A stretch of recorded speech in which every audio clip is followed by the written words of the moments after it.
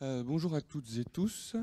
Tout d'abord, je voudrais remercier Bourgogne-Franche-Comté Nature pour d'avoir accepté cette proposition de communication et puis de m'avoir permis de me permettre de venir parmi vous pour vous parler voilà, d'un aspect des travaux que j'ai réalisés dans le cadre de mon post-doctorat que j'ai réalisé au sein de l'UMR Agroécologie de l'INRAE de Dijon. Voilà, donc je suis sociologue. Actuellement, je suis sociologue au sein du laboratoire de sociologie et d'anthropologie de l'Université de Franche-Comté. Alors, donc, cette présentation, elle s'inscrit dans le cadre d'un projet plus général, le projet Transform, qui a été dirigé par Juliette Young au sein du MR Agroécologie entre 2019 et 2022. Ce projet, il s'intéressait à la transformation des mondes agricoles dans un contexte de préoccupation sociale et environnementale. Plus précisément, il avait pour objectif peut-être deux objectifs. Il avait pour objectif de mieux comprendre les représentations de cette transformation, de ces appels à une transformation des mondes agricoles vers davantage de durabilité et d'essayer d'en analyser les freins et les leviers. Et puis, il avait une ambition aussi, j'en parlerai pas là ou peut-être lors des échanges, mais une ambition transdisciplinaire, c'est-à-dire qu'à travers différents ateliers, on a cherché à favoriser la capacité d'agir des acteurs qui étaient concernés par différentes situations problématiques. Alors, dans le cadre de ce projet, nous avons porté notre attention sur des situations qui étaient caractérisées par l'existence de conflits autour de l'utilisation de pesticides.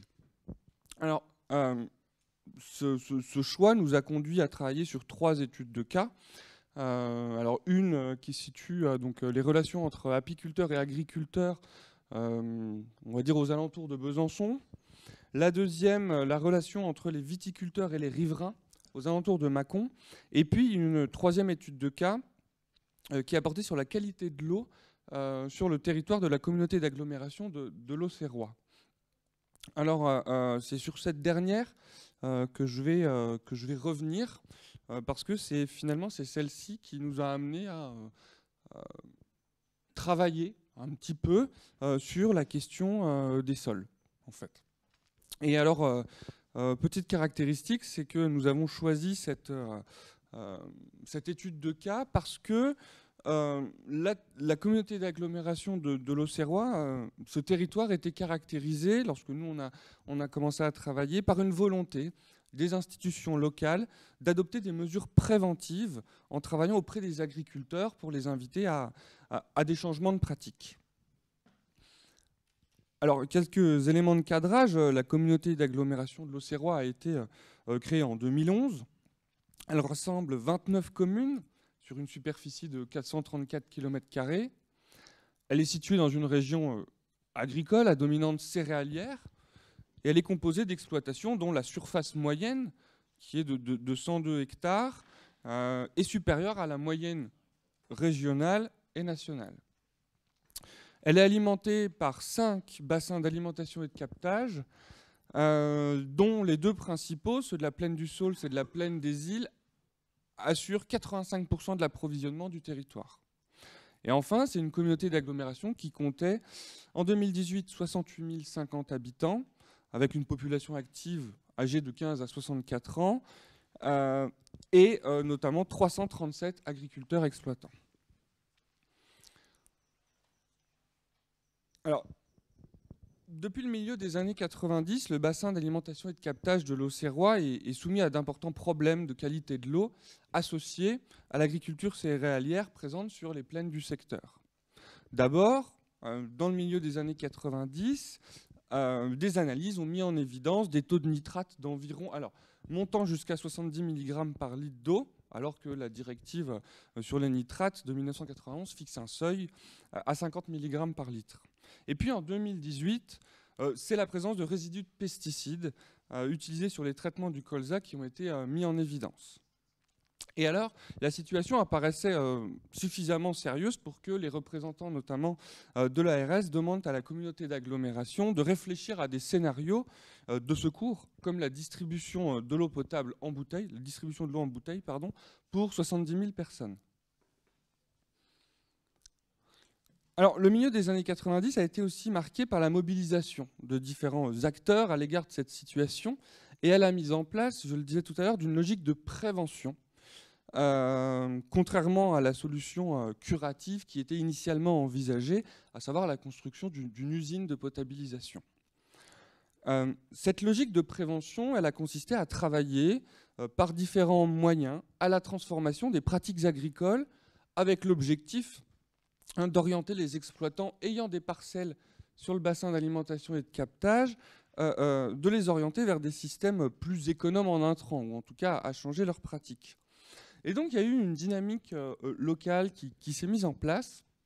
Et puis, différents itinéraires ont été pris par les agriculteurs, par certains agriculteurs qui étaient alors concernés.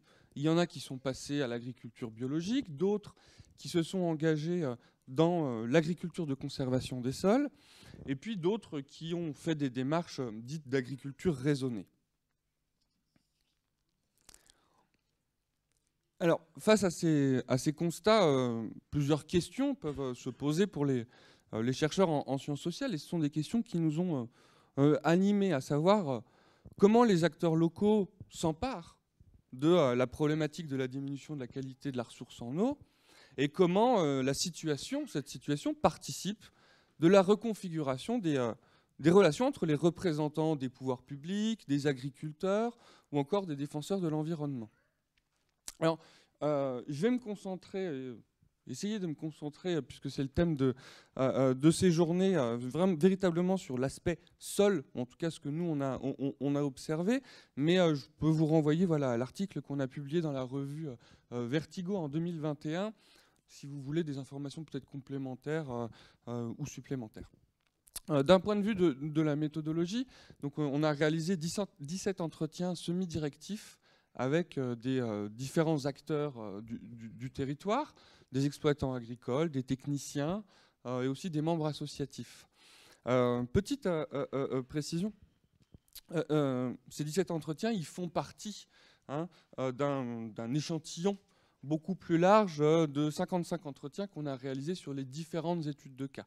Donc c'est vraiment un petit morceau du projet que je mobilise ici.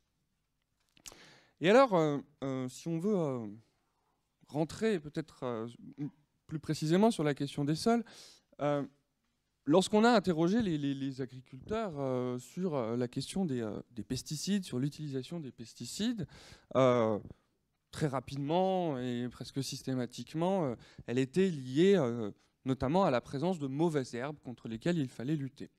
Alors cette qualification, on parle, mauvaise herbe est un terme de sens commun, on parle dans le langage scientifique plutôt d'adventisme, mais je vais garder cette expression puisqu'elle était utilisée par les personnes que nous avons rencontrées. Cette qualification négative, elle tient à, vous le savez probablement mieux que moi, leur présence non désirée dans les champs, à la compétition à laquelle ces végétaux s'adonnent avec les cultures qui sont plantées intentionnellement, ou encore à leur caractère récalcitrant. Mais alors, nous, ce qu'on a observé, dans le discours des agriculteurs, les discours faisaient apparaître en fait une rhétorique du propre et du sale.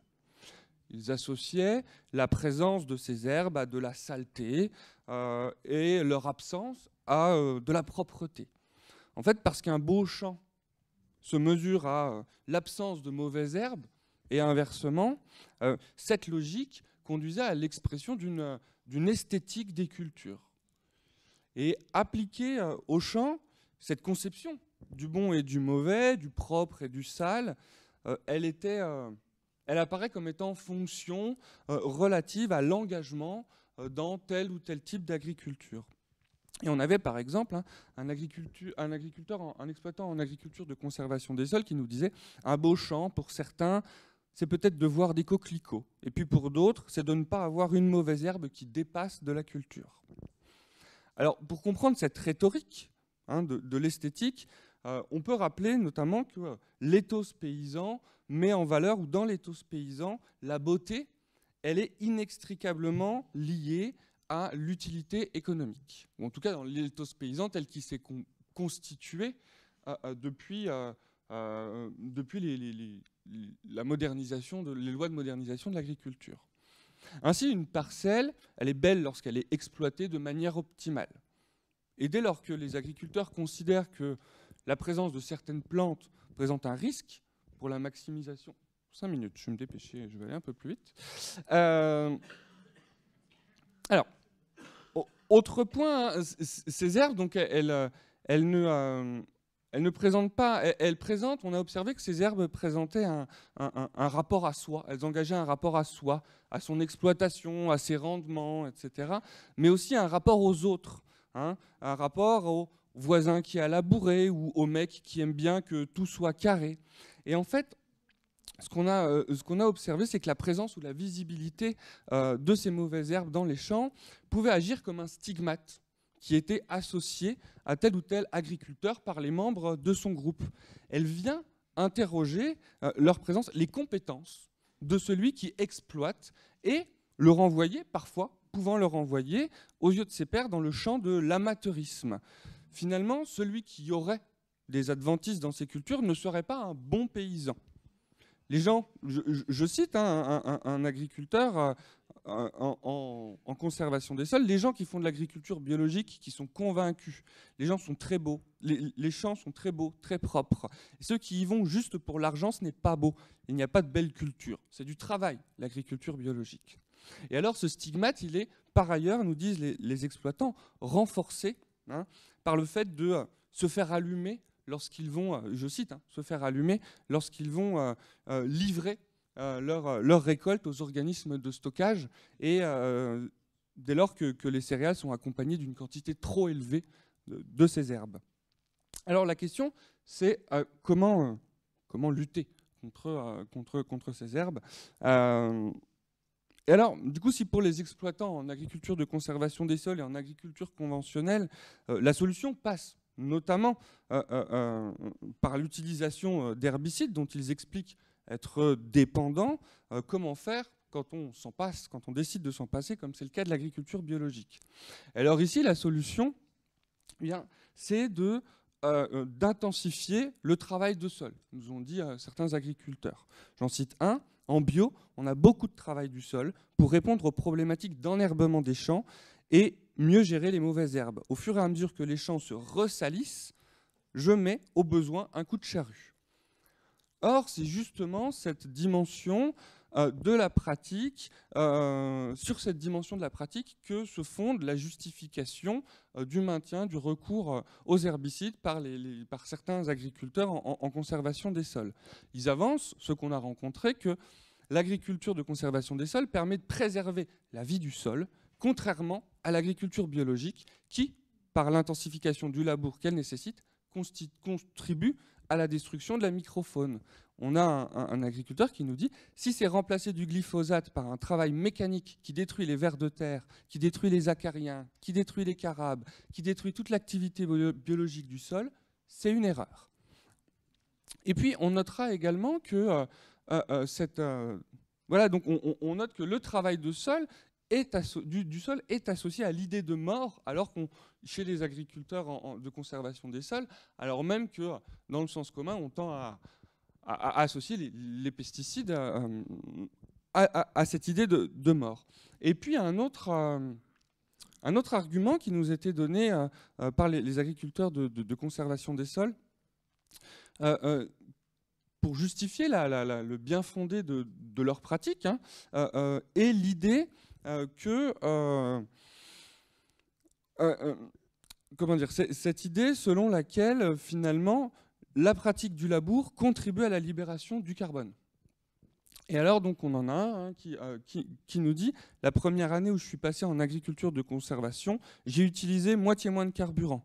Donc tout ça, c'est beaucoup moins de CO2 et puis les plantes que l'on sème entre deux cultures, elles captent le CO2 aussi. Donc je pense qu'au niveau carbone, il faudrait faire le calcul, mais je pense qu'on va être plus que bien. On est positif parce qu'on apporte peut-être plus de carbone dans le sol que l'on en utilise. Alors, dernier point, pour terminer, dernière slide. Ce qu'on a observé, nous, sur le terrain, c'est finalement une mixité, une diversité des pratiques, et pas forcément une opposition entre les agriculteurs. Les uns et les autres ont des bonnes raisons de justifier leurs pratiques, des bonnes raisons selon eux. Hein, c'est pas moi qui dis que leurs raisons sont bonnes, c'est eux qui justifient leurs pratiques. Et ils mettent en avant le fait d'être dans une posture d'essai, d'essayer des choses, de recourir à des outils, à des techniques, en fonction des situations. Or, ce qu'on a observé, c'est que le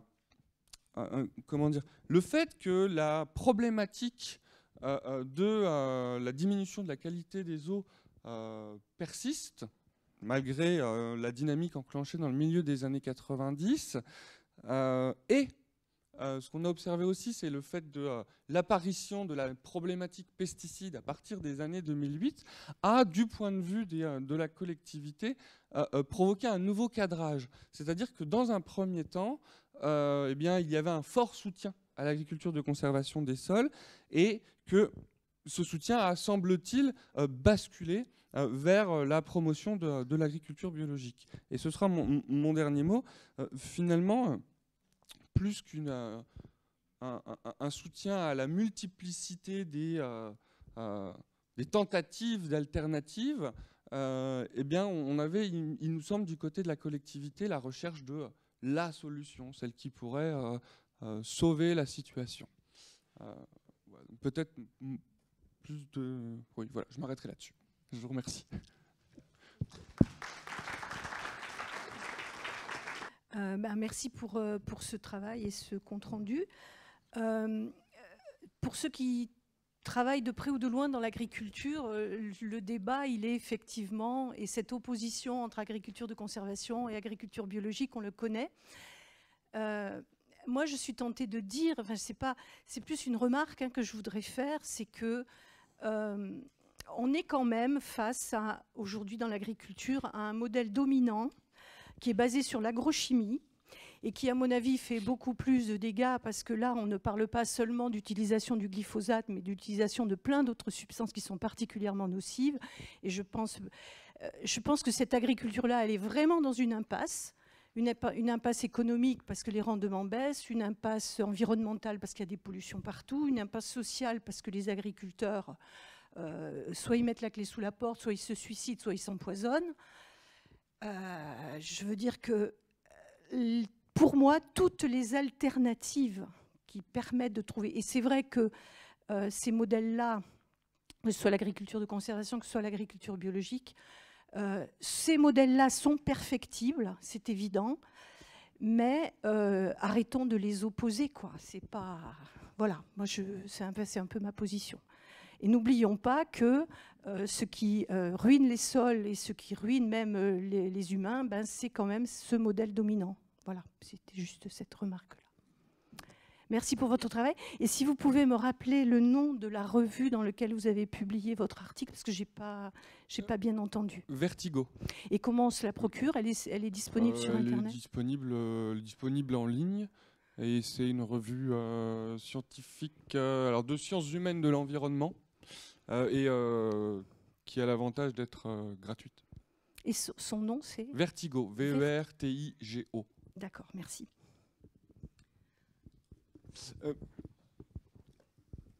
Alors, je ne sais pas si je peux répondre. Moi, je suis tout à fait d'accord avec ce que vous venez de dire et sur l'idée de l'opposition. Alors, voilà, je voulais réagir en disant que alors je suis donc d'accord sur le fait qu'il ne faut pas opposer ces types d'agriculture. Moi, dans la présentation, la manière de présenter les choses, nous, en tant que sociologues, on compare des groupes sociaux. Et alors, du coup, ce qui m'intéressait, c'était de regarder qu'est-ce que disent les exploitants d'un côté en agriculture biologique, qu'est-ce que disent de l'autre côté ceux en agriculture de conservation des sols. Et eux-mêmes, finalement disaient il ne faut pas nous opposer, on est plus pragmatique qu'on veut bien le dire. Et finalement, eux ne s'opposent pas, mais la façon dont les financements, par exemple, sont drainés, etc., tend à véritablement les opposer. Et ce qui nous intéressait ici, c'est quel que soit le chemin emprunté, c'est qu'on avait des agriculteurs qui empruntaient des chemins visant à réfléchir sur leurs propres pratiques, sur voilà, quelle que soit la voie empruntée, c'est la dynamique qui nous intéressait aussi, quoi.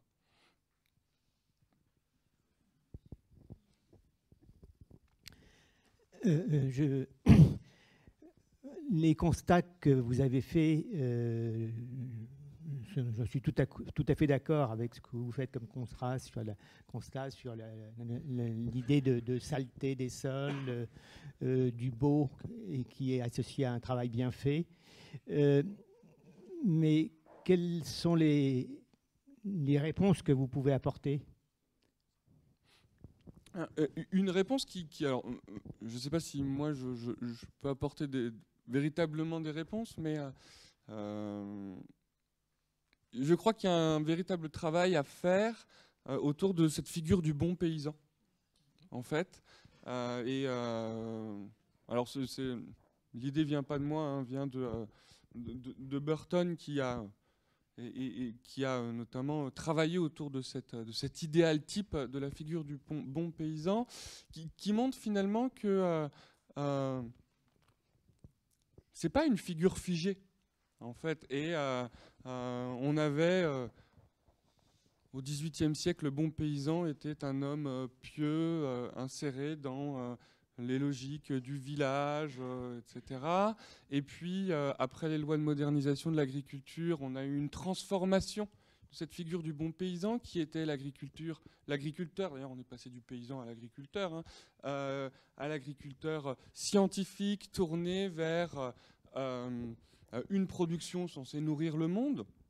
Et aujourd'hui, le véritable enjeu, c'est quelle est la figure du bon paysan de demain, en fait. Et Burton dit, eh bien, le travail, il est à réaliser à promouvoir finalement les initiatives allant dans le sens de la façon dont l'agriculture peut répondre à des enjeux sociaux et environnementaux, et de faire que la figure du bon paysan devienne finalement celle qui est associée à des pratiques de réponse à ces enjeux.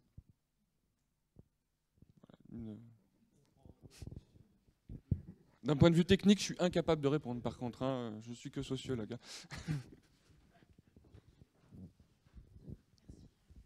Merci beaucoup. Merci beaucoup, c'est très très intéressant. Et notamment cette figure, Claire Tutenuy du ruban vert du nord de Lyon. On essaie de faire ce genre de choses.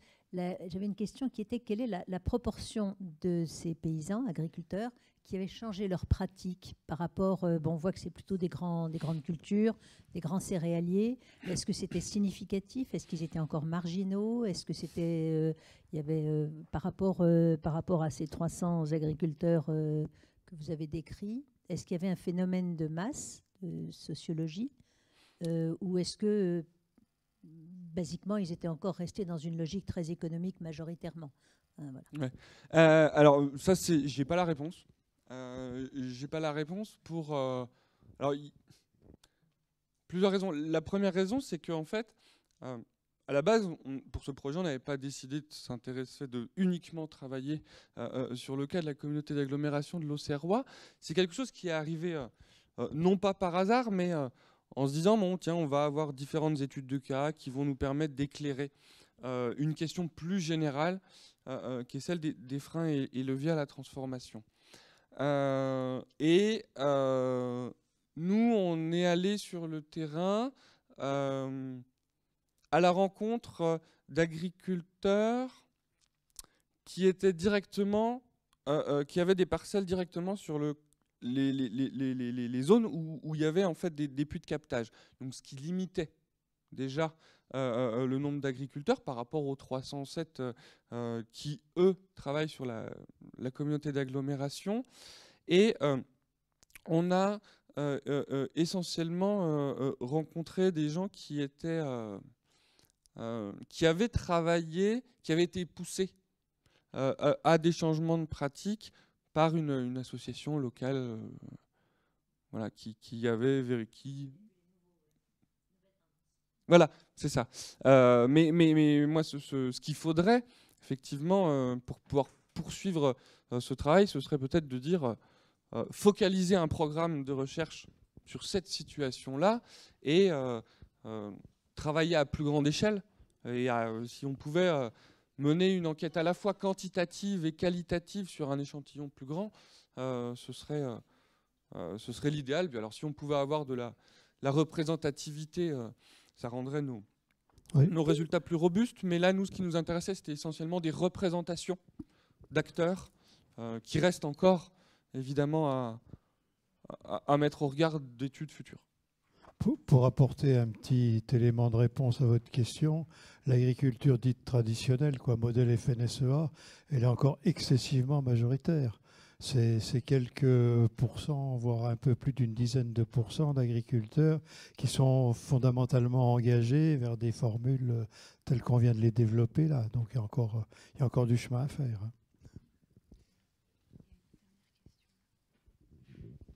Oui. Alain Delaveau, conseil scientifique du parc du Morvan. Moi, je suis choqué qu'on oppose cette notion de bon paysan. Je défendrai un petit peu les agriculteurs qui produisent, les productivistes, etc. Ils ont répondu à une logique qu'on leur a demandée. Et ils ont plutôt bien réussi et ils nous ont nourris. Donc, côté bon paysan. En revanche, je suis d'accord avec ce qui a été dit précédemment. Opposer agriculture biologique, agriculture de conservation de sol, il y a des progrès, on est dans les transitions, dans les essais, et c'est ça qu'il faut mettre en avant.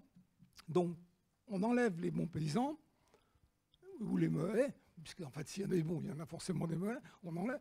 On va vers une transition, et moi, en tant qu'agronome, je distingue plus grossièrement ce qu'est agriculture de conservation des sols, ce qu'est agriculture. Je parle, et j'en parlerai tout à l'heure dans mon intervention, d'agroécologie qui est, on prend plus en compte le vivant et surtout on essaie, et parce qu'il faut y tendre, de se débarrasser des intrants chimiques, qui par contre posent de tas de problèmes, d'abord de santé publique, on l'oublie, et puis éventuellement de détérioration de la qualité des sols. Ça ne veut pas dire que ce n'était pas inintéressant du tout ce que vous avez dit, mais on est dans la discussion.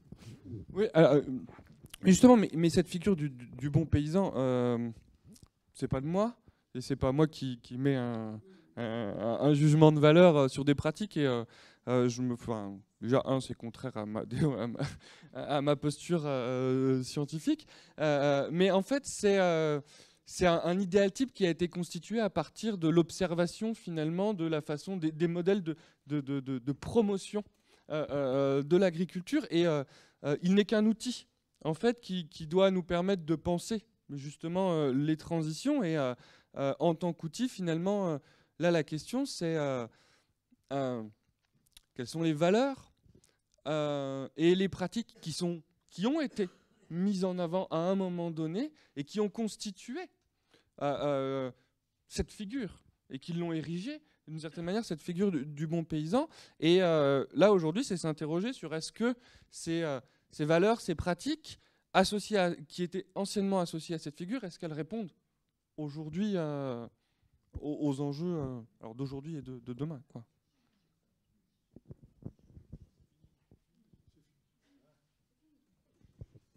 Bon, on peut échanger autour d'un café après, avec plaisir. Merci beaucoup.